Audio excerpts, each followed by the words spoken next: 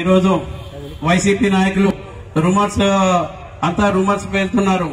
ఏమంటే తెలుగుదేశంకి ఏం లేదు, తెలుగుదేశంకి జనాలు లేరని. మీరు రోజు రోజుకి చూస్తున్నారు వైసీపీ గ్రాఫ్ రోజు రోజు తగ్గిపోతుంది. మీరు చూస్తున్నారు స్టేట్ లో ఏమైతుంది.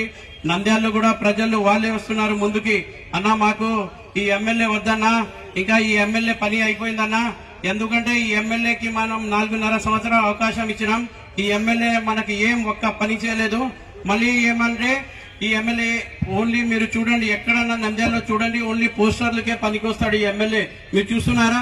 ఏదన్నా 4.5 సంవత్సరాల్లో ఏదన్నా ఒక గట్టి పని చేశారా? ఏం చేయలేదు. ఊరికే పోస్టర్ల కోసం.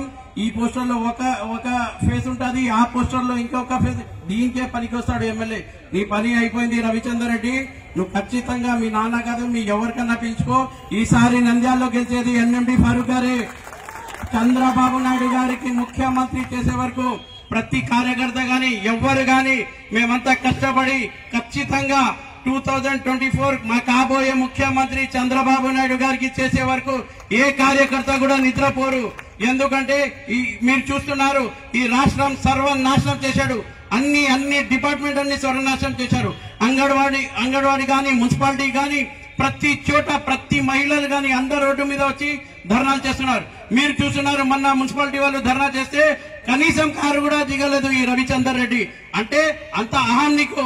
నేను కారు కూడా దిగను, నాకేముందిలే, నాకు ఎలక్షన్స్ వస్తాయి, మా నాన్న డబ్బులు చేస్తాడు, మేము గెలుస్తామని. ఈసారి నీ డబ్బులు ఏం పని చేయదు. ఎందుకంటే 20 సంవత్సరాల నుంచి నంద్యాల ప్రజలు చూసి ఇంకా చాలే అంటున్నారు. దానికోసం మీరంతా ధైర్యంగా ఉండండి. ఏం కాదు, మనమందరం ఒకటి ఉందాం. ఒకటి గట్టిగా మన తెలుగుదేశం సైనికులని ముందుకు పోయి ఖచ్చితంగా ఈ శిల్పా మోహన్ రెడ్డి 20 సంవత్సరాల పాలనని గద్దదిపోయి తెలుగుదేశాన్ని గెలిపిస్తాం. Thank you. జై హింద్, జై తెలుగుదేశం.